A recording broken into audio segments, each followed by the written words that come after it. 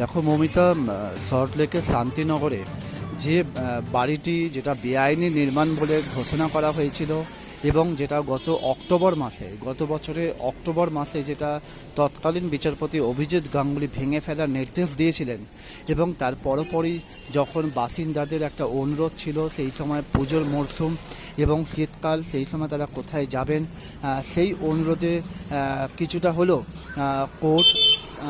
Court কিন্তু সেই সময়ের জন্য রীতিমতো কিছুটা স্থগিত রেখেছিল সেই বেআইনি নির্মাণ ভাঙার। মানে এপ্রিল মাসেরই 3 তারিখ বিচারপতি অমৃতা সিনহা কিন্তু সল্টলেকের শান্তিনগরে এই যে বেআইনি নির্মাণ ছিল সেটি কিন্তু 30 দিনের মধ্যে, সময়ও তিনি বেঁধে দিয়েছেন 30 দিনের মধ্যে, অর্থাৎ 1 মাসের মধ্যে সেই বেআইনি নির্মাণ ভেঙে ফেলতে হবে।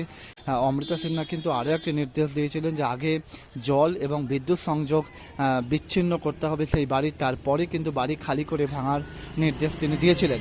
এবং সেই মোতাবেক আজকে সকালবেলাতেই কিন্তু সল্টলেকের শান্তিনগরের এই যে বেআইনি নির্মাণ ছিল সেই বিল্ডিংয়ের কিন্তু তোমার বিদ্যুৎ সংযোগ বিচ্ছিন্ন করে দেওয়া হলো।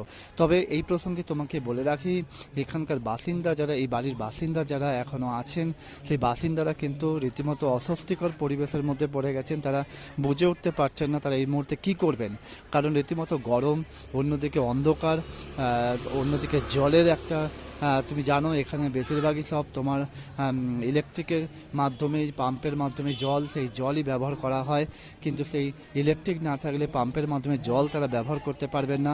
সব মিলিয়ে বিদ্যুৎ সংযোগ বিচ্ছিন্ন করে দেওয়ায় কিন্তু এই বাড়ির যারা বাসিন্দা তারা কিন্তু একটা অস্বস্তিকর পরিবেশের মধ্যে পড়েছে।